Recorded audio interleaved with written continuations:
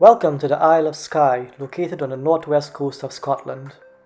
It is famous for its breathtaking scenery and landscapes, which we will explore in this episode. There was so much to see here, and this entire episode only contains videos from the beautiful Isle of Skye. Certainly my heaven on earth. It is 50 miles long and the largest of the Inner Herbides. Let's begin our adventure as we explore the beautiful Isle of Skye. Let's begin our journey now as we head down to the southern coast of the Isle of Skye.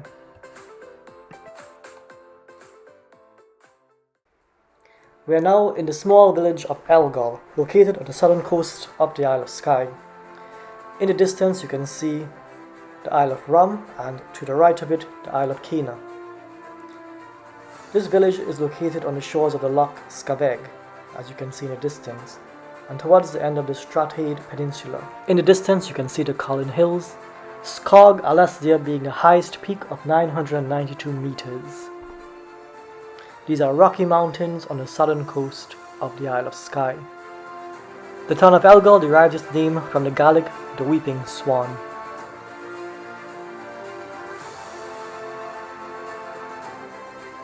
We now make our journey to the fairy pools. In the distance you can see the beautiful rocky mountains of Blabian.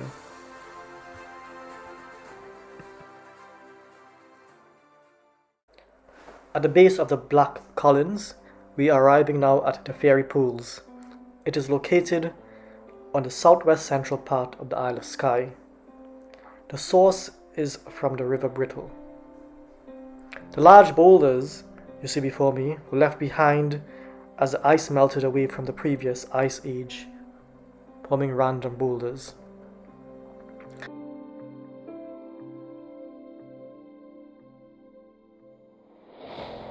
Notice the vegetation and the grass below. This is called peat moor. It's a spongy structure formed from the partial decomposition of organic matter, mostly plants. And of course here we can admire the beauty of the waterfalls found in the fairy pools. What a magnificent sight.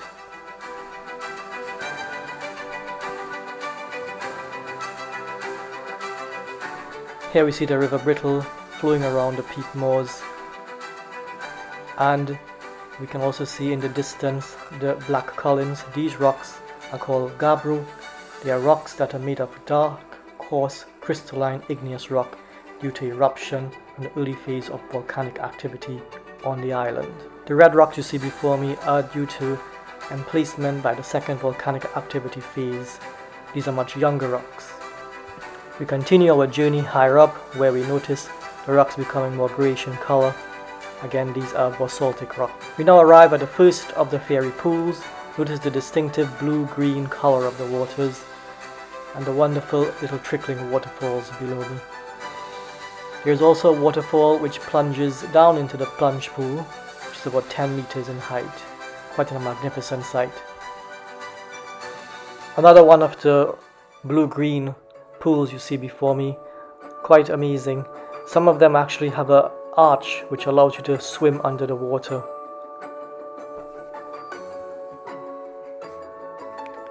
The water is here quite cold, and some dare to swim. However, wetsuits are suggested. The waters of the fairy pool look quite pure and clean, and indeed it is very pure and clean and is quite drinkable. Many of hikers come to these waters and drink from the beautiful fairy pools.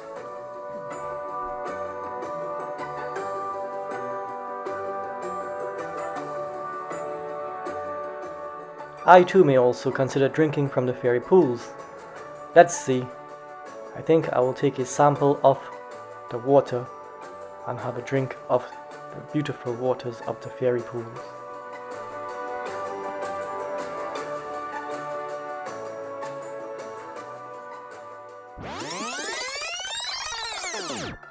Oh, let's walk along the rocks now. Let's try to jump over this little river here, but the water is quite cold. Whoa, let's see. 1, 2, 3. Whoa. Oh well. Wow, The water is very, very slippery on these rocks. Where will I go? I shouldn't really be walking in the fairy pool's water. People actually drink this. I've now traveled further upwards, and then looking back in the distance I can see how far I've traveled. It's quite interesting in life that we take small steps and then we don't realize how far we've gone. Notice the red discoloration, the red rocks. These are actually granitic rocks, and they are formed again from volcanic activity and part of the dike system of the Great British Islands. They are rounded in structure actually, these rocks, and some are trachytic but most are basaltic rocks. Let's take a sample of the rocks. We can probably investigate its composition later.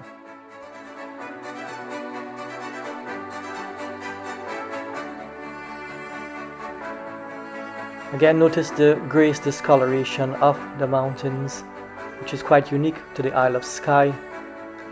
It looks like a quite alien environment. No wonder I consider it my heaven on earth, an alien environment that I can inhabit.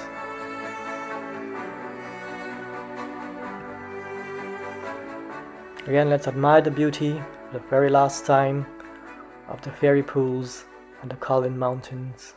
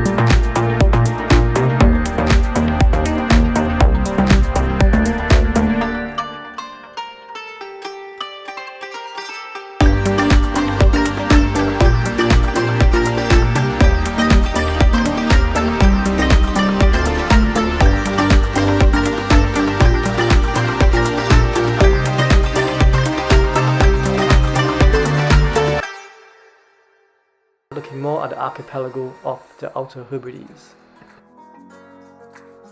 We now make our way further northwards as we head towards a viewpoint where we can actually see the largest island in Scotland called Lewis and Harris.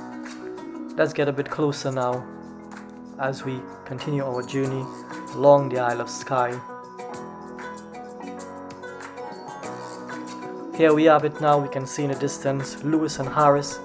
It's one island, Lewis being the north and Harris being the south. It's about 841 square miles in area. Quite a magnificent sight. There are 15 inhabited islands that make up the Outer Hebrides with a population of over 26,000 people.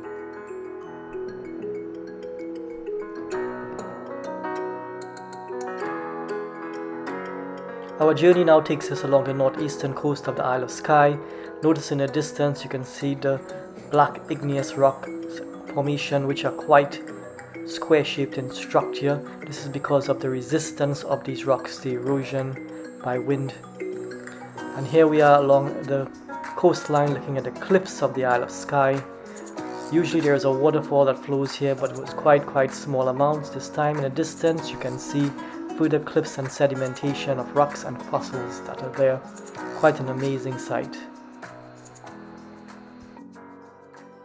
In the distance you can see the Old Man of Storr, These rocks are quite unique in formation and have been used in many movie scenes.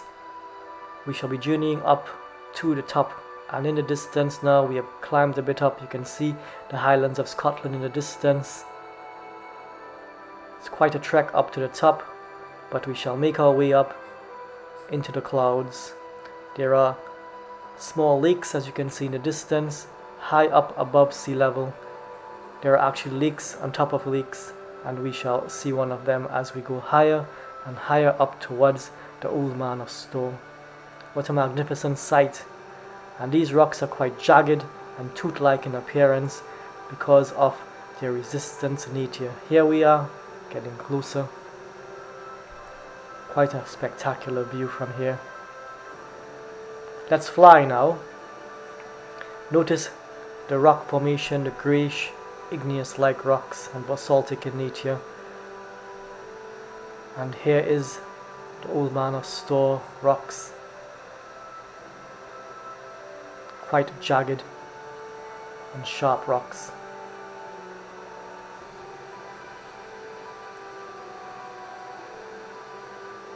You can just admire the view. And the amazing physical geographical processes that created the Old Man of Stow. Here we are, a small lake. As we fly over the lake, it's found quite high up in the mountains above sea level.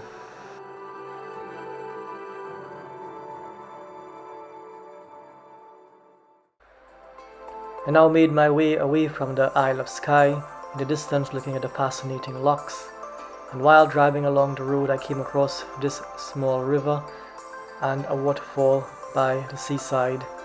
Quite a magnificent waterfall. Notice the reddish discoloration of the rock. Remember that this is from volcanic activity, second volcanic eruption that created these rocks. And notice the peat moor sort of vegetation that we talked about earlier on.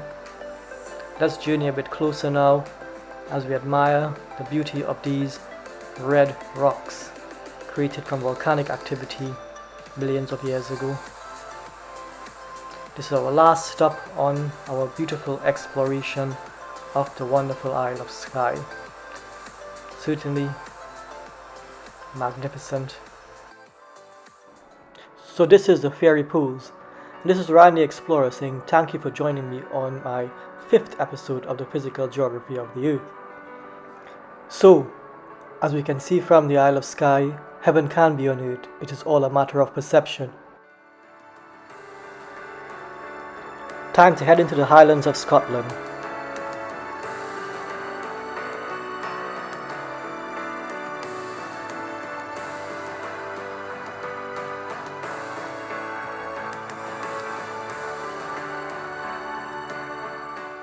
Enjoy your spiritual journey. See you next time.